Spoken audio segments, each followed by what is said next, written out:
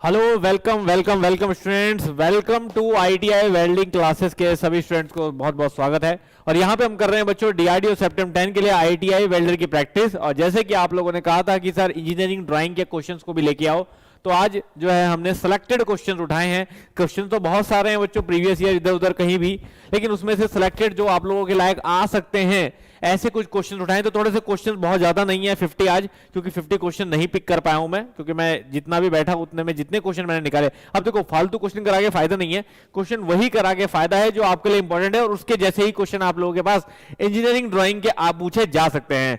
Clear बच्चों? तो यहाँ पे सभी लोग तैयार हो जाइए इंजीनियरिंग ड्राइंग के वो इंपॉर्टेंट क्वेश्चन करने के लिए जो कि आपके पेपर के लिए काफी इंपॉर्टेंट होने वाले हैं। चलिए चलिए फटाफट लाइव आए बच्चों, जहां जहां शेयर कर सकते हैं सबसे पहले शेयर कर दें, ठीक है ना, सो दैट सभी लोग सेशन को अटेंड कर पाए बिना किसी परेशानी के। तो प्लीज बच्चों शेयर जरूर कर दीजिएगा। सेशन अगर शेयर नहीं करोगे तो वही वाली बात है कि काम अधूरा रहेगा, ठीक है ना। तो फटाफट पहले मैं भी शेयर कर देता हूं सभी जगह सभी ग्रुप में।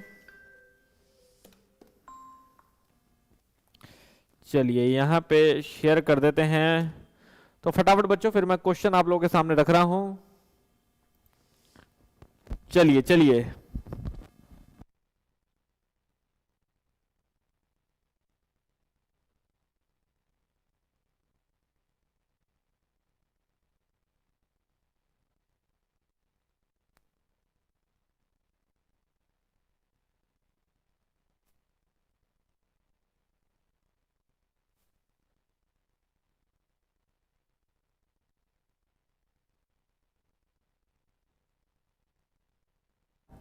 स्टार्ट करते हैं बच्चों पहले क्वेश्चन से फटाफट, ठीक है। और थोड़ा सा एडजस्ट करना पड़ेगा आपको क्योंकि क्वेश्चन बड़े मुश्किल से मिले हैं बच्चों इधर उधर से, ठीक है ना। कुछ किताब से, मैक्सिमम तो प्रीवियस ईयर ही हैं सारे क्वेश्चंस, ठीक है। लेकिन ये है कि आपको थोड़ा सा कहीं हिंदी कहीं इंग्लिश में क्वेश्चन रहेगा, मतलब टाइप नहीं हो पाया क्वेश्चन, तो इसलिए थोड़ा सा एडजस्ट करके चलिएगा कि जिस लैंग्वेज में भी है आप क्वेश्चन को समझ पाए। मैं क्वेश्चन को पूरा समझा दूंगा आपको क्या है। तो पहला क्वेश्चन बच्चों हमारे पास यहाँ पे है, ठीक है। थोड़ा सा मैं इसे जूम करता रहूंगा साथ साथ में, सो दैट आप लोग पूरे क्वेश्चन को अच्छे से देख पाए। तो क्वेश्चन में है बच्चों, चित्र में कौन सा भाग ब्लाइंड होल को प्रदर्शित कर रहा है। तो मैं आपको समझा देता हूं दोनों ही लैंग्वेज में क्वेश्चन को, कि इनमें से कौन सा भाग जो है वो ब्लाइंड होल को, मतलब इनमें से कौन सा फिगर जो है वो ब्लाइंड होल बता रहा है। 1 2 3 4 5 बहुत आसान है बच्चों। ब्लाइंड होल का अर्थ क्या होता है बच्चों? ब्लाइंड होल का अर्थ क्या होता है?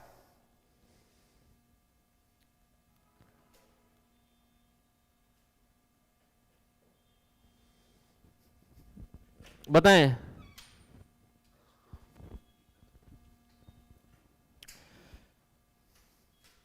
टेस्ट परचेज करने बच्चों जिसको दिक्कत हो रहा है वो डायरेक्ट हमें टेलीग्राम पे मेल आईडी अपनी भेज दे, ठीक है ना, और वहां पे लिख दे कि टेस्ट में मुझे टेस्ट लेना है, टेस्ट में दिक्कत हो रही है, हम उसे डायरेक्ट एंट्री करवा देंगे टेस्ट में, ठीक है। वेट ना करें मतलब इस चीज का लेके।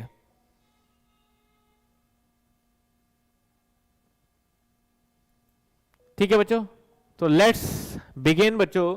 यहां पे चित्र में कौन सा भाग ब्लाइंड होल को प्रदर्शित कर रहा है? तो आरआरबी कोलकाता में क्वेश्चन आया है बच्चों। सभी जो क्वेश्चन है वो प्रीवियस ईयर पेपर है, जैसे मैंने आपको बताया, आप आंसर करें। तो वी ऑल नो दैट बच्चों कि सेकंड वाला फिगर देखो, ब्लाइंड होल ये होते हैं थ्रू होल बच्चों। थ्रू होल मतलब जिसमें आर पार हो जाता है वो सब होते हैं थ्रू होल।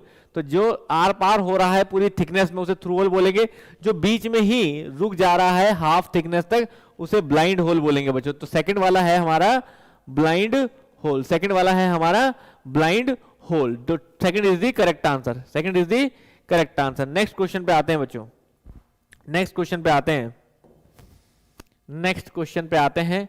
निम्न में से कौन सा प्रतीक वर्कशॉप में ड्रिल किए जाने वाले छिद्र को दर्शाता है? तो याद रखिए बच्चों, इनमें से कौन सा सिंबल जो है वो ड्रिल को शो कर रहा है? जल्दी बताएं बच्चों, इनमें से कौन सा सिंबल जो है वो ड्रिल को शो कर रहा है? जल्दी बताएं बच्चों, कौन सा सिंबल जो है वो आपका ड्रिल को शो कर रहा है? जल्दी बताएं कौन सा सिंबल जो है इसमें से ड्रिल को शो कर रहा है। बहुत सिंपल है बच्चों, आपको पता है कहीं पर भी ड्रिल करने से पहले नॉच बनाई जाती है, तो इस तरह का जो सिंबल होता है हमारा, that will showing the drilling. वो क्या शो कर रहा है? वो हमारा ड्रिलिंग शो कर रहा है। कौन सा? बी। ये सिंबल, इस तरह का जो नॉच हम क्रिएट करते हैं that will show a drill.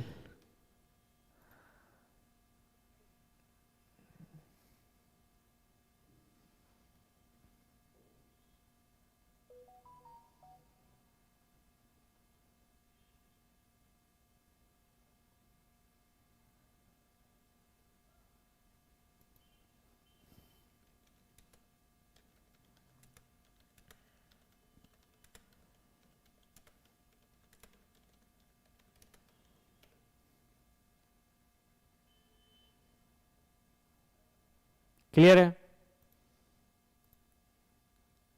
ठीक है ना? तो यहां पे बच्चों कंफ्यूज मत होइएगा, B will be the correct answer, B will be the correct answer. ठीक है, बी रहेगा आपका करेक्ट आंसर। एक सेकंड में आपके कमेंट को थोड़ा सा बड़ा कर देता हूं, थोड़ा सा मुझे समझने में जो है आसानी हो जाएगी। एक सेकंड ना, क्योंकि दिखने में दिक्कत आ रही है नहीं तो। चलिए अब यहाँ पे प्रॉपर दिख रहा है आप लोगों के कमेंट।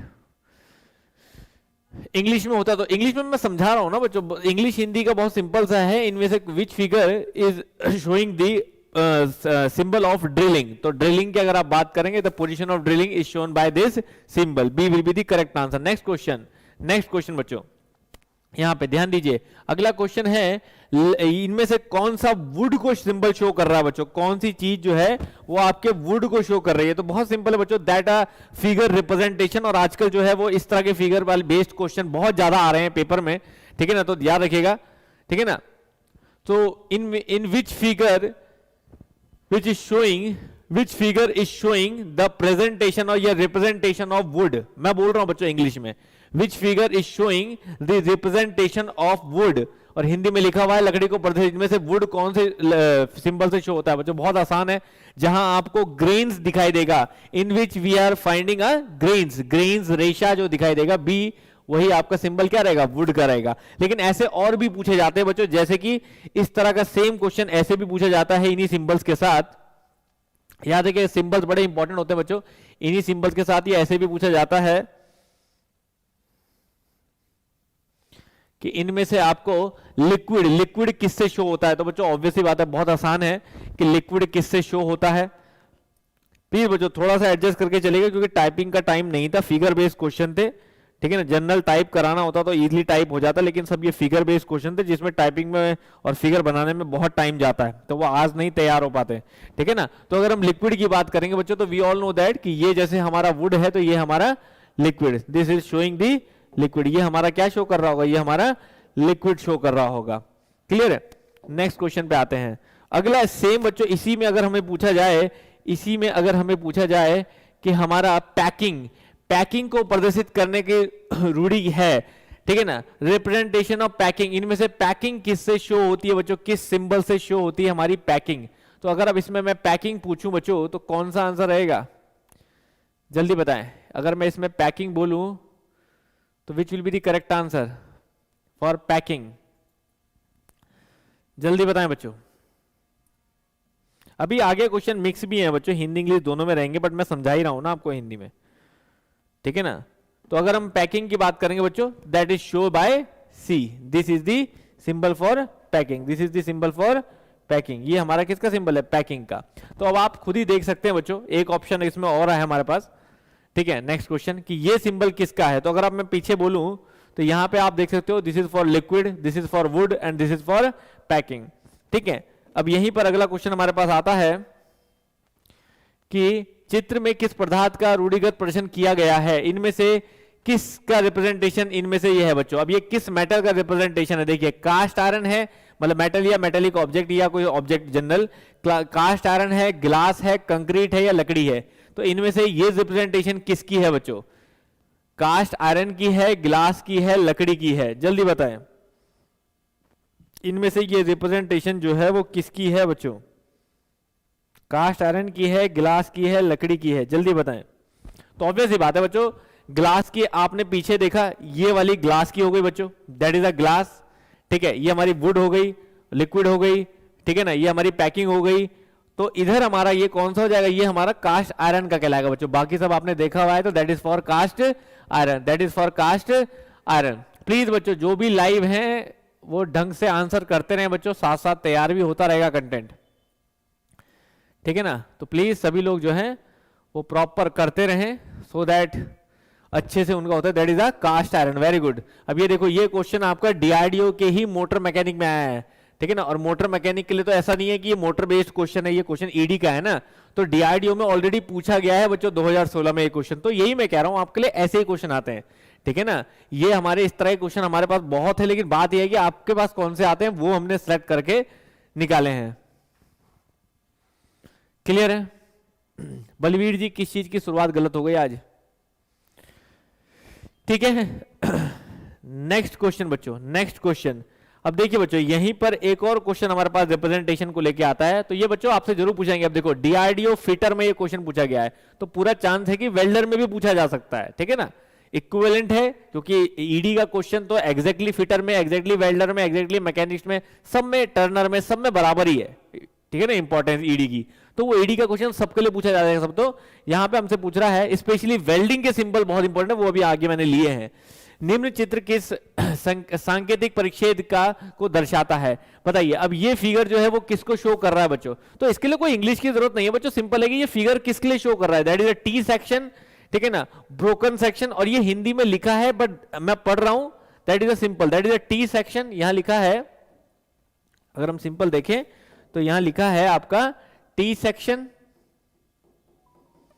ये किसी का ब्रोकन सेक्शन शो कर रहा है, ब्रोकन सेक्शन। ये शो कर रहा है हमारा आयताकार लकड़ी, मतलब सिलेंड्रिकल, सिलेंड्रिकल वुड को शो कर रहा है, या उपरोक्त कोई नहीं, या none of the above, none of the above. जल्दी बताएं बच्चों, जल्दी बताएं, which will be the correct answer, please जल्दी बताएं। देखिए दो ही तरीके हैं बच्चों, या तो आप परेशानियां गिनते रहें कि अरे सर ये अच्छा है, ये बुरा है, ये ऐसा है, ये वैसा है, या आप कहें कि बस मुझे करने से मतलब है, मुझे क्वेश्चन से मतलब है, मुझे किसी चीज से कोई मतलब नहीं है, कैसा दिख रहा है कैसा नहीं दिख रहा है आपको पीडीएफ में सेंड कर दूंगा ना, तो आप किसी और चीज से मतलब मत रखो, आप मतलब रखो सिर्फ करने से, ठीक है ना। तो ये सिंबॉलिक रिप्रेजेंटेशन जो मैं करा रहा हूं, they all are very important. बताएं बच्चों, that is C C C C C, बिल्कुल, that is a cylindrical wood, आयताकार लकड़ी बच्चों, C will be the correct answer. Clear है। नेक्स्ट क्वेश्चन, अगला क्वेश्चन है बच्चों, दैट इज इनमें से ये किसका सिंबल है बच्चों? लकड़ी का, वुड का, है ना। ये किसका सिंबल है बताइए। अब आपने लगभग सब देख लिए हैं, ये वुड शो कर रहा है, ये ग्लास शो कर रहा है, ये ऑयल शो कर रहा है, या ये कोई पोर्सलिन मार्बल शो कर रहा है? जल्दी बताइए, जल्दी बताइए किसको शो कर रहा है ये सिंबल आपका, प्लीज जल्दी।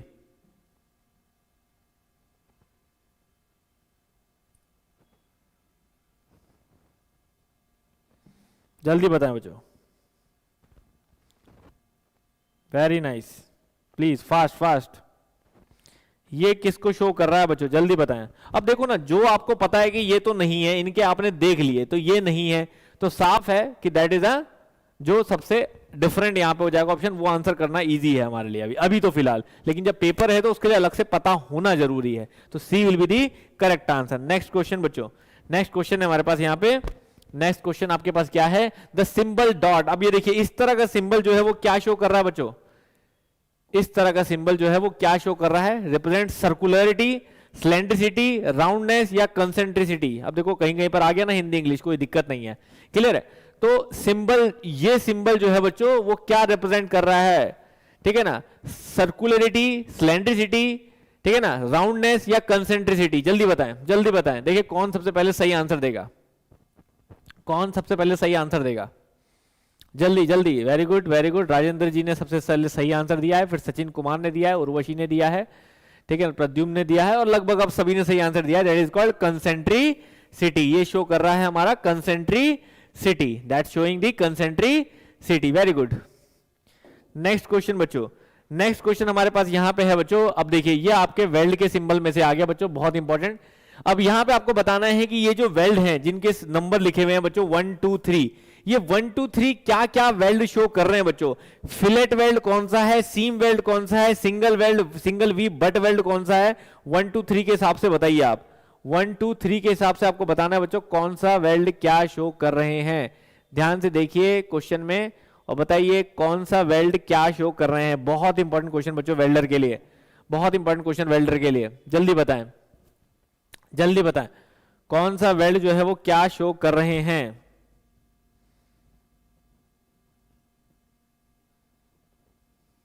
जल्दी बताएं बच्चों।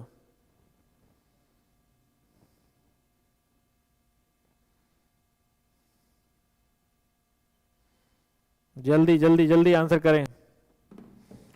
देखिए अब सबसे पहले बच्चों आपको 1 2 3 से बताना है।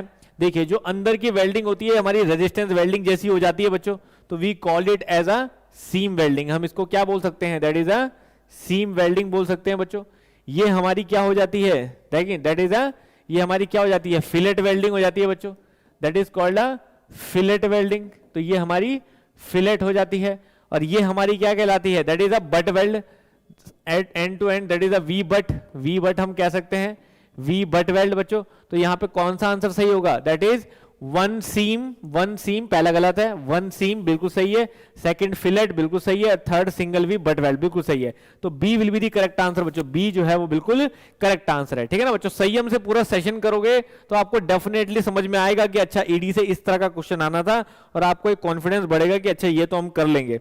ठीक है ना? और अगर ये सब देखते रहोगे कि अरे सर मजा नहीं आ रहा, टाइप करके लाओ, ये लाओ वो लाओ, तो वो सारी हमारी मेहनत गिना रहे हो बेटा, आप अपनी मेहनत देखेंगे फटाफट यहाँ पे।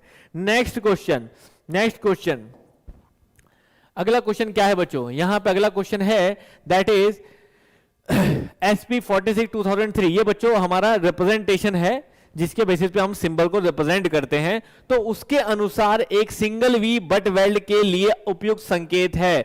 तो देखिए बच्चों ये आपका इतने यहां पे पेपर में आ रखा है ऑलरेडी क्वेश्चन, तो आप बताइए यहां पे सिंगल वी बट वेल्ड के लिए कौन सा सिंबॉलिक रिप्रेजेंटेशन करेक्ट है बच्चों?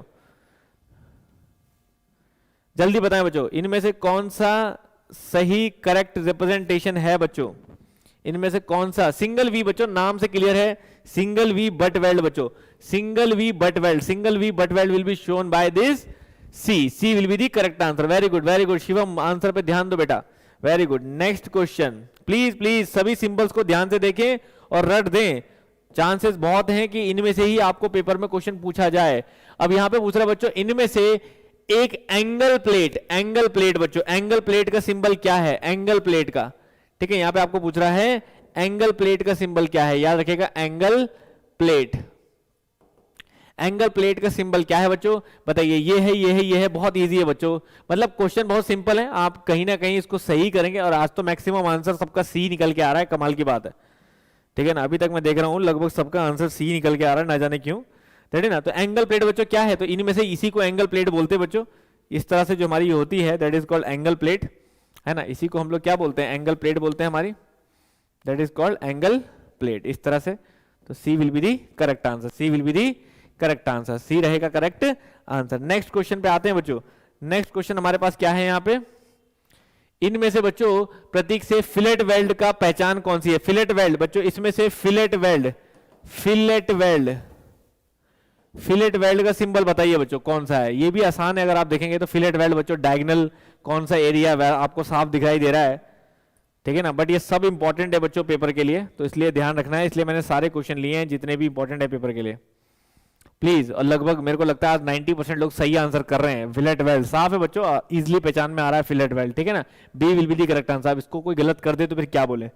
नेक्स्ट क्वेश्चन बच्चों, ये बताइए, अब इसमें कई बार कंफ्यूजन होता है, इनमें से किस प्रकार के वेल्डिंग को निरूपित करता है? बताइए ये किस प्रकार की वेल्डिंग को शो करता है बच्चों? बहुत अच्छा क्वेश्चन, वेरी इंपॉर्टेंट बच्चों।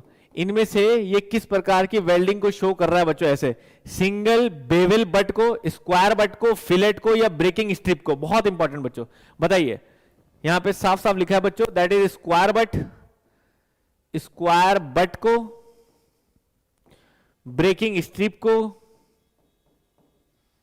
ब्रेकिंग स्ट्रिप को, फिलेट को, या सिंगल वी बट को, सिंगल वी बट को? जल्दी बताएं, सिंगल वी बट को, फिलेट को, स्क्वायर को, या ब्रेकिंग स्ट्रिप को? जल्दी बताएं बच्चों,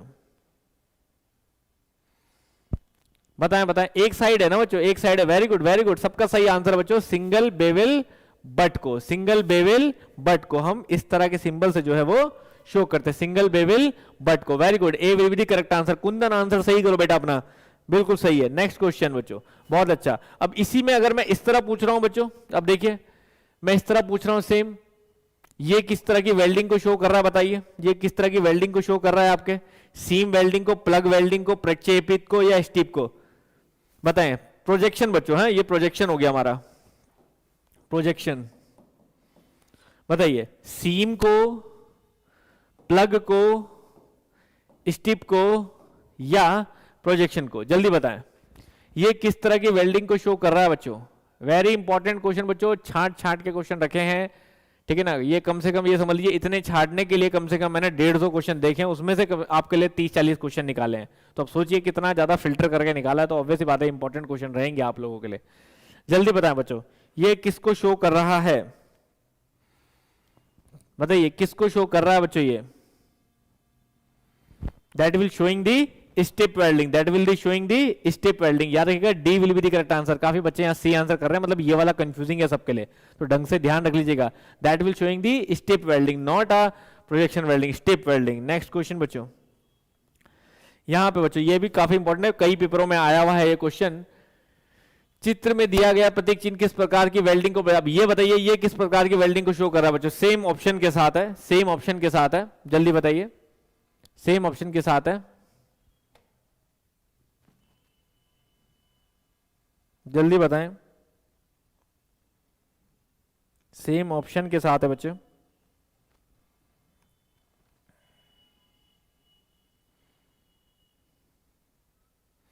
बताइए किस तरह की वेल्डिंग को शो करता है ये वाला?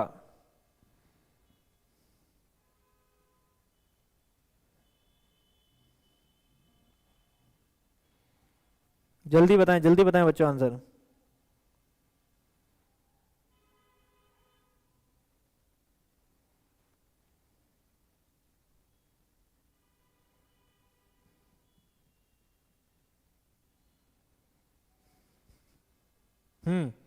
क्या है? ए, बिल्कुल सही बच्चों, that is called seam welding. जब हम सिर्फ ये दिखाते हैं, जैसे हमने कल दिखाया था, आपको याद होगा, कल भी मैंने इस पे क्वेश्चन पूछा था आपका, जब मैंने सिर्फ ऐसा किया था रेजिस्टेंस स्पॉट वेल्डिंग के लिए, तो दैट इज जब हम ये करते that is a seam welding. A will be the correct answer, बिल्कुल सही बच्चों, बिल्कुल सही। नेक्स्ट क्वेश्चन पे आते हैं, नेक्स्ट क्वेश्चन पे आते हैं, ठीक है, नेक्स्ट क्वेश्चन पे आते हैं। अब देखो बच्चों यहां पे क्या बोल रहा है वो, ध्यान से सुनिएगा, सुन के आंसर समझ में आ जाएगा आपके। मैं हिंदी इंग्लिश दोनों बताता हूं। जब दो प्लेटों को एक दूसरे के ऊपर रखकर रिवेट द्वारा जोड़ा जाता है उसे कहते हैं, ठीक है ना, when two plates are joined by a rivet, ठीक है ना, when two plates are joined by a rivet then they are called lap जोड़, लैप ज्वाइंट, बट ज्वाइंट, टक्कर ज्वाइंट, टक्कर ज्वाइंट को क्या बोल रहे हैं पता नहीं, देन कॉर्नर ज्वाइंट। जल्दी बताएं बच्चों, जल्दी बताएं क्या बोलेंगे इसको बच्चों, जल्दी आंसर करें। ऑब्वियसली बात हो, रिवेट में आपने देखा है बच्चों, that type of joint is called, उसको क्या बोलेंगे? दैट इज सिंपल है ना, दो प्लेटों को ज्वाइन करना मतलब कैसा हो गया? मान लीजिए ये प्लेटें हैं आपकी, ये एक प्लेट है और दूसरी प्लेट भी ऐसे है, ठीक है ना, इसको आपने रिवेट से जोड़ा, ठीक है, आपने रिवेट से जोड़ा, तो ये किस तरह का ज्वाइंट कहलाएगा? That is called your lap joint. ऐसे ज्वाइंट को हम लोग क्या बोलेंगे? That is called your lap joint. बिल्कुल सही, वेरी गुड, सबका आंसर सही है, very good very good. Next question बच्चों, अगला क्वेश्चन जल्दी बताएं। यहां पे फिलेट वेल्ड तो हो गया था, सॉरी ये तो हो गया था क्वेश्चन। इनमें से बताएं बच्चों, इनमें से ड्रिल किए जाने वाले क्षेत्र, ये भी हो गया था, सॉरी ये भी क्वेश्चन रिपीट हो गया है, पेपर में आ रखा है पर रिपीट हो गया है क्वेश्चन। नेक्स्ट क्वेश्चन पे आते हैं।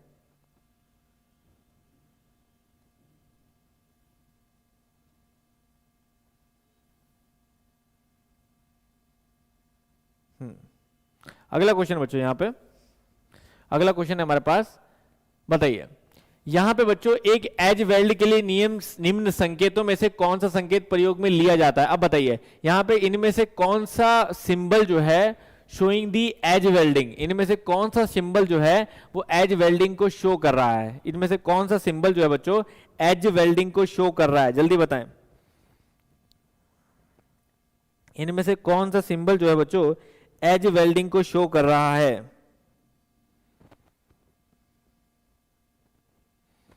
बताएं बच्चों, एज वेल्डिंग को, एज वेल्डिंग, एज किससे शो होती है बच्चों? Edge will be shown by this only, ठीक है ना। ये जे बट वेल्ड होता है बच्चों आपका, जे बट ज्वाइंट होता है आपका, जे वेल्ड ज्वाइंट आपका, that is shown by this. A will be the correct answer. यहां पे काफी बच्चे बी और डी आंसर कर रहे हैं, but they need to be correct कि एज वेल्ड को हम लोग सिंबल से शो करते हैं बच्चों ए। एज वेल्ड हमेशा इससे शो किया जाता है बच्चों, ठीक है ना। जो आप आंसर कर रहे हैं ये बैकिंग ई स्ट्रिप है, that is called banking E strip weld, और ये होता है हमारा जे वेल्ड। नेक्स्ट क्वेश्चन बच्चों, नेक्स्ट क्वेश्चन हमारा, अब देखिए यहां पे कुछ सिंबल है बच्चों हमारे पास, बताइए यहां पे इनमें से फिलेट वेल्ड को एक पूरक संकेत होता है अनुसार एक कनकेवल, अच्छा कॉनकेवल, कॉनकेव फिलेट वेल्ड बच्चों, कॉनकेव फिलेट वेल्ड को इनमें से हम किससे शो कर रहे हैं? जल्दी बताएं, कॉनकेव फिलेट वेल्ड को इनमें से हम किससे शो कर रहे हैं बच्चों? जल्दी बताएं, कॉनकेव फिलेट वेल्ड को इनमें से हम किससे शो कर रहे हैं?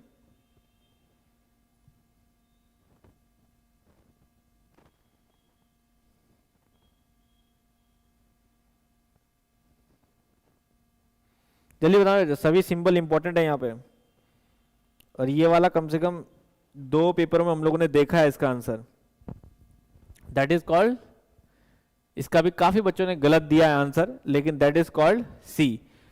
कौन, देखो फिलेट आना जरूरी है बच्चों, ये याद रखो, कौन केवल फिलेट में आप इससे हिसाब से आंसर कर रहे हैं, लेकिन ये देखिए ये फिलेट है और ये सिंबल है कौन केवल शो करने का, तो that is C will be the correct answer. तो कुछ बच्चे जो ए डी आंसर कर रहे हैं वो गलत कर रहे हैं इस चीज को, सिंपल वहां से अगर आप वही तो मैंने कहा, इसीलिए प्रैक्टिस जरूरत है बच्चों। एक बार देख लोगे तो फिर ये गारंटी है कि आप नहीं भूलोगे इसे, एक बार भी अगर देख लोगे, ठीक है ना। फिगर का फायदा यही होता है, फिगर वाले क्वेश्चन अगर एक बार भी देख लेते हो तो नहीं भूलते हो, ठीक है ना। मुझे खुद आफत आ रही है इन चीजों को अरेंज करने में, कराने में, क्योंकि फिगर ना किसी के बस की बनानी है ना टाइप करनी है ढंग से, ये प्रॉपर हमें करना ही पड़ेगा, मतलब ऐसे ही करना पड़ेगा फोटो ले लेके, लेकिन करना तो है ही।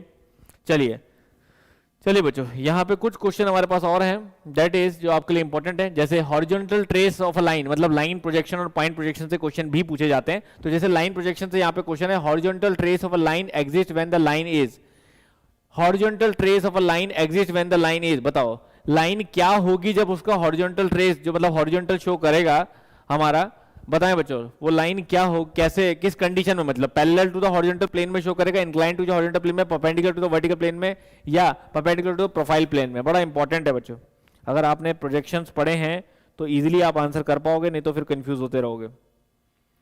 जल्दी बताएं,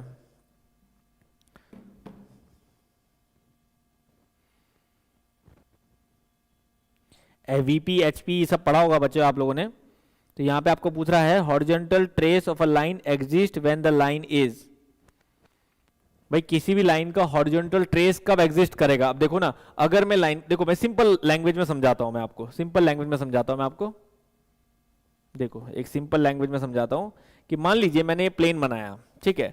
अब अगर मैं वर्टिकल लाइन खींच रहा हूं तो देखो वर्टिकल लाइन में हॉरिजॉन्टल में पॉइंट आएगा बच्चों, और वर्टिकल लाइन में सामने क्या आएगा, लाइन आएगा, है ना, सामने लाइन आएगा और इधर पॉइंट आएगा, ठीक है। अब इसकी जगह पे मान लीजिए मैं हॉरिजॉन्टल लाइन खींचता हूं, देखो अब इसी चीज को ऐसे देखो कि मान लीजिए मैं इसकी जगह पे हॉरिजॉन्टल लाइन खींचता हूं, तो हॉरिजॉन्टल में ट्रेस आएगा बच्चों, लेकिन सामने क्या आएगा, पॉइंट आएगा। लेकिन अगर मैं यहां पे देखिए बच्चों, अगर मैं यहां पे इसकी जगह पे, अगर मैं इसकी जगह पे यहां पे आपका इंक्लाइंड लाइन खींचता हूं, तो इंक्लाइंड लाइन में हॉरिजॉन्टल में भी हॉरिजॉन्टल लाइन आती है और वर्टिकल में भी वर्टिकल लाइन, मतलब दोनों में तरफ जो है वो प्रोजेक्शन आपका देखने को मिलता है। तो horizontal trace of a line exist when the line is, when a line is inclined to the horizontal plane, when a line is inclined to the horizontal plane. समझ आ रही बात, inclined to the horizontal plane, समझ में आ रही है बच्चों बात। व्हेन द लाइन इज, ये इंग्लिश में बेटा, ये वाली लाइन इंग्लिश में लिखी है, ये हिंदी में है, क्या हो गया तुम लोगों को, ये इंग्लिश हिंदी करते रहो बस, ठीक है ना। क्यों टेंशन लेते हो, थोड़ा सा दिमाग पे जोर दे दोगे तो क्या दिक्कत आ जाएगी। सर इंग्लिश में नहीं है, मेरे को लग रहा है तुम लोग को पता नहीं क्या दिख रहा है, ये यहां तक कैमरा नहीं दिख रहा है क्या? है कैमरा नीचे वाली लाइन से दिख रहा है, ऊपर वाली लाइन नहीं पड़ी जा रही है।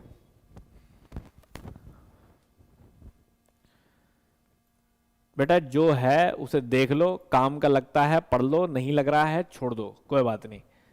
लेकिन ये इंग्लिश हिंदी नहीं करते रहो। रवि देवन जी कुछ समझ इसलिए नहीं आ रहा है क्योंकि तुम बीच में आ रहे हो, ठीक है ना। थोड़ा सा मेहनत करना पड़ेगा बेटा, अपने आप से एफर्ट और बढ़ाने पड़ेंगे, ठीक है। बहुत आसानी से क्वेश्चन समझ में आ रहा है कि इंक्लाइंड लाइन रहेगी हॉरिजॉन्टल के, हॉरिजॉन्टल प्लेन के लिए इंक्लाइंड लाइन रहेगी, तो हॉरिजॉन्टल लाइन में भी इसका ट्रेस जो है वो क्या आएगा, हॉरिजॉन्टल प्लेन में हॉरिजॉन्टल लाइन आएगा, ठीक है ना। नेक्स्ट क्वेश्चन देखो, ऐसे क्वेश्चन और भी हैं, कैसे सॉल्व होंगे देखो। अगला क्वेश्चन बच्चों, अगला क्वेश्चन क्या कह रहा है, देखो ध्यान से देखो। अगर मैं वाटर सरफेस पे खड़े पानी की ऊपरी सतह के समांतर खींची गई रेखा, तो मतलब वाटर सरफेस के अगर मैं समांतर कोई लाइन खींचता हूं, ठीक है ना, ठीक है ना, समझ आ रही बात। प्लेन कोई लाइन खींचता हूं तो बताएं, ठीक है, समांतर कोई लाइन खींचता हूं तो बताएं मुझे यहां पे वो लाइन कैसी लाइन कहलाएगी, वर्टिकल हॉरिजॉन्टल। बहुत आसान है बच्चों इसका आंसर करना भी। अगर आप वाटर के सरफेस के पैरेलल कोई लाइन खींचोगे तो वो लाइन कैसी लाइन कहलाएगी, जल्दी बताएं। वाटर के सरफेस के लाइन खींचोगे पैरेलल तो वो लाइन कैसी लाइन कहलाएगी, ऑब्वियस सी बात है बच्चों, वाटर के सरफेस के पैरेलल खींचोगे तो वो लाइन कैसी लाइन कहलाएगी, that line is always a horizontal line. इसमें सोचने वाली और परेशान होने वाली बात ही नहीं है, ठीक है ना। वाटर के सरफेस के पैरेलल लाइन खींचोगे that is a horizontal line बच्चों, that is a horizontal line. बहुत सिंपल क्वेश्चन है। मेरे को ये क्वेश्चन मैं डाल नहीं रहा था, लेकिन मुझे इसलिए डालना पड़ा क्योंकि एक बच्चे ने मुझसे पूछा ये क्वेश्चन, तो मुझे लगा जब एक कंफ्यूज हो सकता है तो ऐसे कई कंफ्यूज हो सकते हैं, ठीक है बच्चों। अब यहाँ पे देखिए ये क्वेश्चन बड़े इंपॉर्टेंट रहेंगे बच्चों, इसलिए मैंने एक ही क्वेश्चन में सब ले लिया कि आपको यहाँ पे लाइंस के बारे में जरूर पूछा जाता है बच्चों। आपको जो है वो लाइंस के बारे में जरूर पूछा जाता है कि ये डिफरेंट डिफरेंट लाइंस जो है वो क्या शो करती हैं, जल्दी बताएं। यहाँ पे पी क्यू आर एस को मैच करें बच्चों, जल्दी बताएं। पी क्यू आर एस को मैच करें, पी क्यू आर एस को मैच करें कि किससे मैच करेगा। देखिए यहाँ पे आपको कुछ लाइन शो करी गई है बच्चों जो काफी ज्यादा सिमिलर है, एक्चुअली में दिखने में बहुत एक जैसी लग रही है, ठीक है ना। तो थोड़ा सा अंतर आपको कम पता चलेगा, लेकिन इधर के हिसाब से देखिए बच्चों, सेंटर लाइन है, ग्राउंड लाइन है, हिडन लाइन है और लॉन्ग ब्रेक लाइन है। थोड़ा सा आपको अपने अंदाजे से देखना पड़ेगा क्योंकि ये देखने में फिगर वाइज बड़ी सिंपल सिमिलर लग रही है, फिगर वाइज जो है वो बड़ी सिमिलर लग रही है, लेकिन मैं आपको अंतर बता देता हूं, ठीक है, मैं आपको अंतर बता देता हूं। देखिए हिडन लाइन होती है बच्चों, हिडन लाइन होती है जो डॉट डॉट टाइप होती है, हिडन लाइन होती है जो ऐसे ऐसे ऐसे ऐसे ऐसे ऐसे ऐसे छोटे छोटे डॉट डॉट टाइप की हिडन लाइन होती है। जो सेंटर लाइन होती है वो long dot space long dot space long dot space ऐसे करके होती है, ठीक है ना, बड़ा छोटा टाइप का, तो that is a centre line. तो इजीली तो यहां तो खैर अब क्या ही पता चल रहा है तीनों। और जो आपकी ब्रेक लाइन होती है, ब्रेक लाइन होती है वो इस तरह से दिखाई जाती है बच्चों, ठीक है ना। जो लॉन्ग ब्रेक लाइन होती है वो इस तरह से आती है जैसे ये है, that is a long break line, जो इस तरह से होती है, जो सेक्शन वगैरह में हम लोग दिखाते हैं जहां पे हम लोग सेक्शन को ब्रेक कर रहे होते हैं, ठीक है ना। तो यहाँ पे हम बोल देंगे इसका आंसर उस हिसाब से। तो अब तो आंसर कुछ भी ले लो, सामने तो थोड़ा सा मिक्सअप ही है, लेकिन आप अपने हिसाब से कर सकते हो, ठीक है। समझ आ रही है बच्चों बात, क्लियर है। और स्ट्रेट सिंपल हमारी हल्की लाइन कहलाएगी, वो कहलाएगी हमारी ग्राउंड लाइन, ठीक है ना, वो कहलाएगी हमारी ग्राउंड लाइन। तो इसलिए अब इसमें से आंसर करना तो बेकार है, बट मैं वैसे ही बता दिया आपको, ठीक है। नेक्स्ट क्वेश्चन पे आते हैं, नेक्स्ट क्वेश्चन पे। अब मान लीजिए इस तरह का कोई क्वेश्चन है हमारे पास, तो इसमें अगर आप बताएंगे हिडन लाइंस कौन सी होगी, तो बच्चों आप साफ देख सकते हैं हिडन लाइन कौन सी है, ये थोड़ा सा सही है, इनमें आपको अंतर साफ दिखाई दे रहा है। तो देखो हिडन लाइन ये तो नहीं है बिल्कुल, ये हिडन लाइन नहीं है और ये भी हिडन लाइन नहीं है ना। हिडन लाइन में भी डैश छोटा बड़ा नहीं होता है, ठीक है ना, ये भी हिडन लाइन नहीं है। तो बताएं इसमें हिडन लाइन कौन सी होगी, बताएं बच्चों हिडन लाइन कौन सी होगी इसमें से। तो ऑब्वियसली बात है अभी इक्वल डैशेस मैंने बताए थे बच्चों, इक्वल डैशेस आपके, तो that is called your hidden line. ये क्या है आपकी हिडन लाइन है, that is C will be the correct answer, बिल्कुल सही।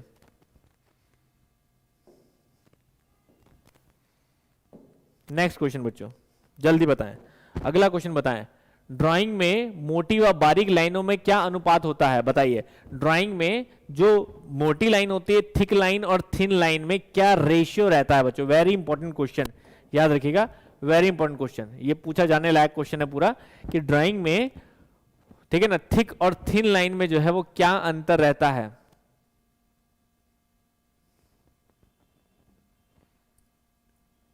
जल्दी बताएं बच्चों, क्या अंतर रहता है थिन और थिक लाइन में, मतलब रेशियो क्या रहता है, जल्दी बताओ।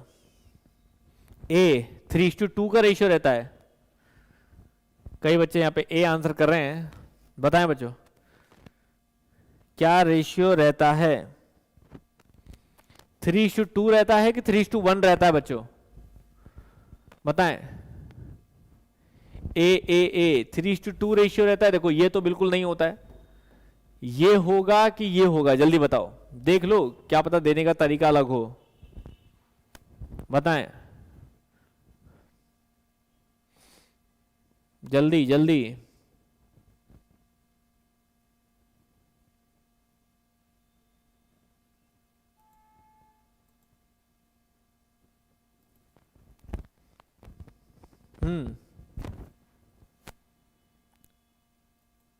जिसको लग रहा है इस तरह के क्वेश्चन बिल्कुल नहीं पूछे जाने, वो आराम करे।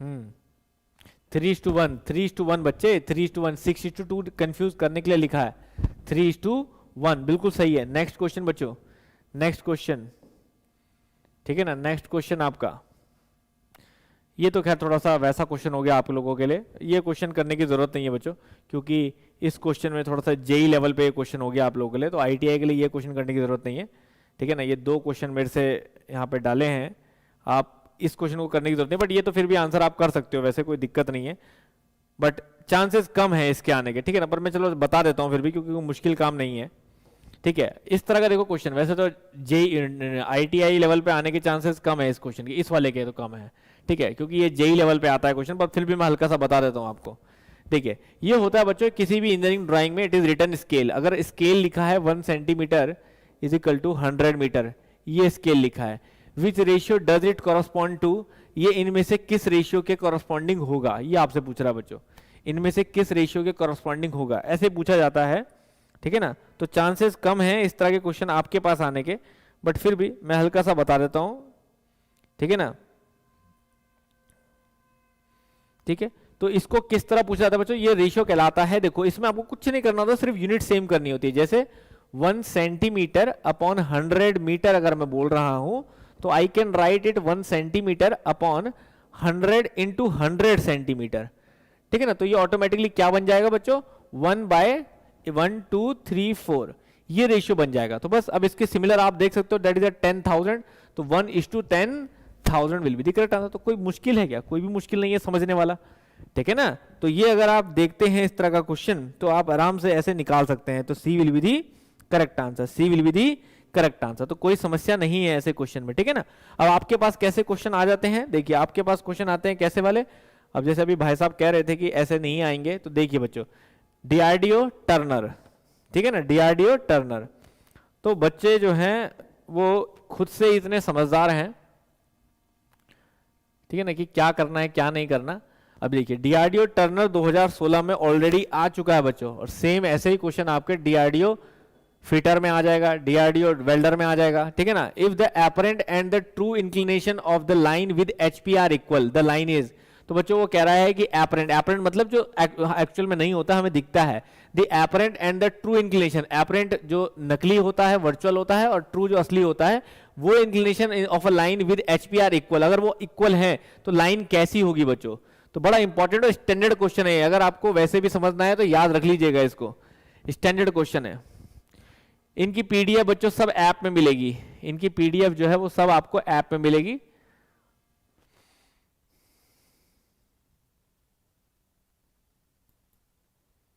ठीक है ना। बताएं बच्चों, बताएं यहां पे what will be the correct answer, बताओ प्लेन आपका कैसा होगा बच्चों, प्लेन आपका कैसा होगा। अब वो कह रहा है the apparent and the true inclination, अब देखो एपरेंट और ट्रू इंक्लिनेशन सेम हो कब होगा, जैसे कि parallel to the vertical plane, अगर ये वर्टिकल प्लेन है और ये हॉरिजॉन्टल प्लेन है, और line parallel to the vertical plane है बच्चों, लाइन जो है वो parallel to the vertical plane है, तो ये समझ लीजिए inclination of a line with HPR equal. तो अब देखिए HP के साथ जो लाइन का इंक्लिनेशन होगा बच्चों वो इक्वल होगा द लाइन इज, तो लाइन क्या कहलाएगी आपकी, वो लाइन कहलाएगी बच्चों parallel to VP, parallel to VP। Please line projections को थोड़ा सा पढ़ लीजिएगा, that is parallel to VP, ठीक है। इंक्लाइंड में हो नहीं पाएगा, पैरेलल टू प्रोफाइल प्लेन हो नहीं पाएगा, तो ये बिल्कुल गलत ऑप्शन है। तो A will be the correct answer, A रहेगा इसका करेक्ट आंसर बच्चों। PDF बच्चों फ्री है, बिल्कुल फ्री है, कोई पेड वेड कुछ नहीं है, ठीक है, बिल्कुल फ्री है। नेक्स्ट क्वेश्चन बच्चों, नेक्स्ट क्वेश्चन हमारे पास यहां पे है,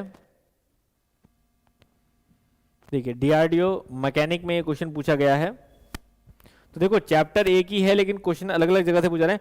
अगर आपको बच्चों ऐसा लगेगा कि लाइन प्रोजेक्शन आपको समझ में नहीं आ रहा है, मान हो सकता है, क्योंकि मैं भी मान के तो चल रहा हूं कि आपको आ रहा होगा, इसलिए मैं सीधा आंसर बता दे रहा हूं। लेकिन अगर आपको लाइन प्रोजेक्शन में दिक्कत आ रही होगी बच्चों की, लाइन प्रोजेक्शन नहीं समझ में आ रहा सर, कि लाइन किसके पैरेलल क्या बोल रहे हैं क्या नहीं, किसी को ऐसा लग रहा होगा नहीं समझ, तो प्लीज कमेंट में लिख दीजिएगा।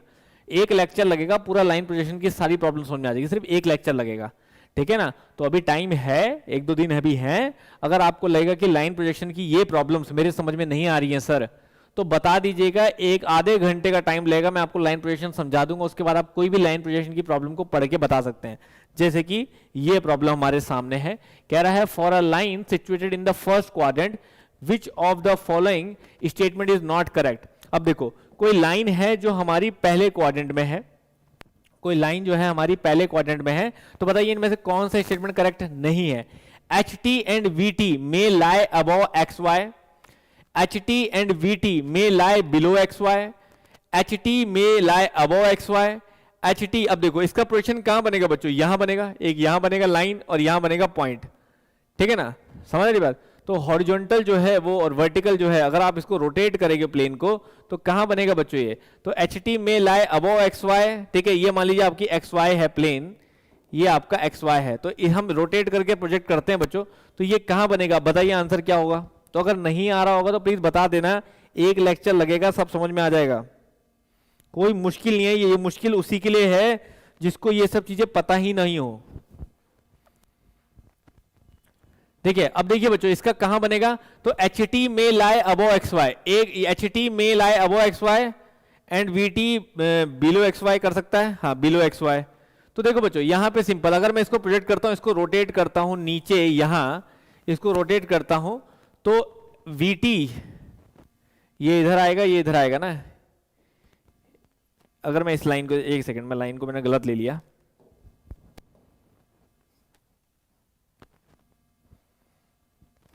देखिए वो कह रहा है for a line situated in the first quadrant, कोई लाइन जो है वो फर्स्ट क्वाड्रेंट में सिचुएटेड है, ठीक है, which of the following statement not correct. तो अब केसेस कोई भी हो सकते हैं ना, ऐसे भी हो सकते हैं, ऐसे भी होते हैं, सब तरह के केसेस के हिसाब से आंसर बताना है। तो इसलिए मेरे को ये तो नहीं लगता बिल्कुल, क्योंकि HT एंड VT दोनों एक तरफ तो नहीं जाएंगी, HT एंड VT बिलो ये भी एक तरफ है, ये दोनों तो नहीं हो सकते, मैं ऊपर और बिलो हो सकता है। अब देखना ये है कि ऊपर कौन सा जाता है। तो देखिए यहां पे अगर मैं इसकी बात करूं तो ये जाएगा ऊपर बच्चे, HT जाएगा ऊपर और VT जाएगा नीचे, तो HT में lie above XY and VT में लाई बिलो। तो बच्चों C रहेगा इसका करेक्ट आंसर, C रहेगा इसका करेक्ट आंसर। प्लीज बच्चों बार बार बोल रहा हूं, अगर नहीं समझ में आ रहा हो करवा दो, समझ नहीं आ रहा sir, very good very good very good, चलो ठीक है बच्चों। तो कल ही मैं आपको लाइन प्रोजेक्शन करवा देता हूं, ठीक है, कल ही मैं आपको लाइन, क्योंकि अगर आपके ये समझ में नहीं आ रहा है कि आंसर सी कैसे हुआ, फिर मैं ये क्वेश्चन भी करवाऊंगा कि क्या कह रहा है, फिर मैं क्वेश्चन भी करवाऊंगा कि ये क्या कह रहा था, ठीक है। कोई बात नहीं, स्किप कर दो, कोई बात नहीं, स्किप कर दो। अभी आप आगे के क्वेश्चन के आंसर कर दो, अभी आप आगे के क्वेश्चन के आंसर कर दो। लाइन प्रोजेक्शन कल आधा घंटा सिर्फ मेरे साथ लेक्चर अटेंड करना, आधा घंटा मात्र, और आपको लाइन प्रोजेक्शन समझा दूंगा मैं, मतलब संडे तक, संडे से पहले, हो सकता है कल ना समझा पाऊं तो परसों तक, संडे के अंदर मैं आपको लाइन प्रोजेक्शन समझा दूंगा, टेंशन ना लें। पर फिर आना प्रॉपर समझ लें, फिर ये नहीं कि अभी बोल रहे हैं उसके बाद फिर वहां नहीं आएंगे, क्लियर है। मैं पूरा लाइन भी करवा दूंगा, पॉइंट भी करवा दूंगा, पर लाइन अच्छे से समझा दूंगा। लाइन प्रोजेक्शन काफी पूछा गया है पेपर में, देख रहे हो आप, बहुत पूछा गया है पेपर में। यहां कह रहा है line is inclined to HP and parallel to VP, then the true length of the line is represented in. बहुत आसान है बच्चों ये चीज, a line is inclined to HP। देखो अब यहां पे क्या है, यहां पे भी सेम चीज है बच्चों, इस तरह से पूछी हुई, ये बहुत आसान होता है, लेकिन अगर समझ में आए, a line is inclined to HP, एक लाइन जो HP के इंक्लाइंड है एंड पैरेलल टू VP, लेकिन VP के पैरेलल है। अब देखो HP के इंक्लाइंड और VP के पैरेलल, तो कुछ इस तरह हुई, ये आपको 3D में दिखाई देगी, इस तरह ये समझो ऐसे रखी है लाइन, पैरेलल टू वीपी है लेकिन एचपी के क्या है, इंक्लाइंड है, लेकिन पैरेलल टू वीपी है। तो ऐसे में क्या बोलेंगे, ऐसे में the true length of a line is presented in, the true length उसकी कहां रिप्रेजेंट होगी बच्चों, अब ट्रू लेंथ जो होगी उसकी वीपी में रिप्रेजेंट होगी, ठीक है ना, प्लेन में, एलिवेशन में, लेफ्ट साइड व्यू में या राइट साइड व्यू में, बता सकते हैं, बता सकते हैं, चांसेस कम लग रहे हैं मुझे बताने के आप लोगों के,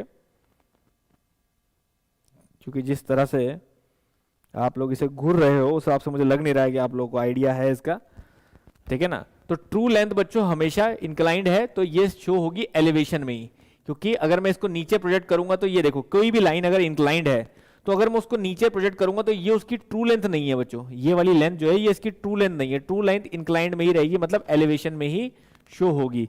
तो याद रखिए that is B elevation, true length जो है उसकी एलिवेशन में ही होगी, ठीक है ना, ट्रू लेंथ उसकी क्या होगी, एलिवेशन में ही होगी। समझ में आई बच्चों बात। ऐसे ही अगर आपसे ये क्वेश्चन पूछा जाता है, ऐसे ही अगर आपसे एक और क्वेश्चन पूछा जाता है, ये वाला मान लीजिए, देखो बच्चों क्वेश्चन करोगे तभी पता चलेगा क्या चीज आपको नहीं आती है क्या आती है, उस हिसाब से मैं चीजें आपको करवा दूंगा, टेंशन ना लें। The regular polyhedral solid having minimum number of faces is, एक रेगुलर, देखो वह नियमित बहुफलकीय ठोस जो सबसे कम फलक रखता है, जिसमें फेसेस सबसे कम होते हैं, ऐसा पॉलीगन कौन सा है बच्चों, ऐसा पॉलीगन जिसमें फेसेस सबसे कम होते हैं, तो वो क्या है, क्यूब है, स्क्वायर पिरामिड है, ट्रायंगुलर प्रिज्म है, टेट्राहेड्रन है। जल्दी, बहुत अच्छा क्वेश्चन बच्चों, वेरी इंपॉर्टेंट, वेरी इंपॉर्टेंट। बताइए सबसे कम फेसेस, मैराथन भी लेंगे बच्चे, पहले बच्चे इस क्लास को तो करें ढंग से, जल्दी बताएं सबसे कम बच्चों किस में होंगी, क्यूब में कितने फेजेस होते हैं बताओ, क्यूब में कितने फेजेस होते हैं, यू नो दैट कि क्यूब में कितने फेज होते हैं, 6 फेज होते हैं ना, क्यूब में कितने फेज होते हैं, 6 फेज होते हैं बच्चे, ठीक है ना, क्यूब में कितने फेज होते हैं, 6 फेज होते हैं, समझ रहे, ऐसा ना बना के थोड़ा सा अच्छा बना दे अगर, तो क्यूब में कितने फेज होते हैं, 6 फेज होते हैं, यू नो दैट, किसी भी क्यूब में 6 फेज होते हैं, ठीक है। स्क्वायर पिरामिड में कितने होते हैं हमारे, जल्दी बताएं, स्क्वायर पिरामिड में, इसको अलग अलग भी बता दो बच्चों मुझे, स्क्वायर पिरामिड में कितने, क्योंकि हो सकता है कभी किसी और के पूछ ले, तो स्क्वायर पिरामिड में कितने होते हैं, 5 होते हैं, ट्रायंगुलर प्रिज्म में कितने होते हैं, 5 होते हैं, टेट्राहेड्रन में कितने होते हैं, 4 होते हैं, टेट्राहेड्रन में कितने होते हैं, 4 होते हैं, टेट्राहेड्रन में 4 फेज होते हैं। तो आप बताइए इनमें से मिनिमम फेज किस में होंगे, टेट्राहेड्रन में, D will be the correct answer. यहां बच्चे बी और सी आंसर कर रहे हैं, बताओ, यहां बच्चे बी और सी आंसर कर रहे हैं। याद रखो बच्चों, नंबर ऑफ फेजेस पूछ रहा है, वो साइड्स नहीं पूछ रहा है, नंबर ऑफ फेजेस पूछ रहा है। आप बोलेंगे ट्राइंगल में 3 होती होगी, भैया फेजेस 5 होते हैं, क्या हो गया है इस देश को, ठीक है। तो याद रखिए फेजेस पूछ रहा है, बहुत फर्क है फेजेस और साइड्स में, फेजेस पूछ रहा है, दैट इज टेट्राहेड्रन में मिनिमम होते हैं। तो बच्चों यही है, ईडी के अगर ऐसे क्वेश्चन आते हैं तो तब थोड़ा कंफ्यूजन होता है। तो जो भी आपको ईडी में अपनी लगती है कि मुझे ये चीज नहीं आती, वो प्लीज कमेंट में जरूर लिखिए, ईडी के छोटे छोटे एक आधे लेक्चर से ही आपका क्वेश्चन कवर हो जाएगा। तो देखिए अब इंजीनियरिंग ड्राइंग अगर आप दे रहे हैं तो मेरे हिसाब से सबसे इंपॉर्टेंट आपके लिए सिंबॉलिक रिप्रेजेंटेशन है, वेल्डिंग के सिंबॉलिक रिप्रेजेंटेशन है, इन जनरल सिंबॉलिक रिप्रेजेंटेशन है, मार्किंग टूल्स है, और दूसरा है मतलब ड्राइंग टूल्स जो होते हैं इंस्ट्रूमेंट्स वो, और तीसरा है हमारे पास सिंपल, इस तरह के सिंपल क्वेश्चन प्रोजेक्शन वगैरह को लेके ये आपसे पूछे जाएंगे, इसके अलावा और कुछ नहीं। क्लियर है, समझ में आई बच्चे बात। तो अगर इसमें से आपको जो भी मैंने क्वेश्चन जिस टॉपिक में से लिए हैं सभी, इन टॉपिक में से कोई भी टॉपिक ऐसा होगा जो आपको नहीं समझ में आएगा तो प्लीज कमेंट में लिख दीजिएगा, कल परसों के अंदर ही मैं वो सेशन भी अरेंज करके आपको करवा दूंगा, ठीक है। Thank you very much guys, thank you very much.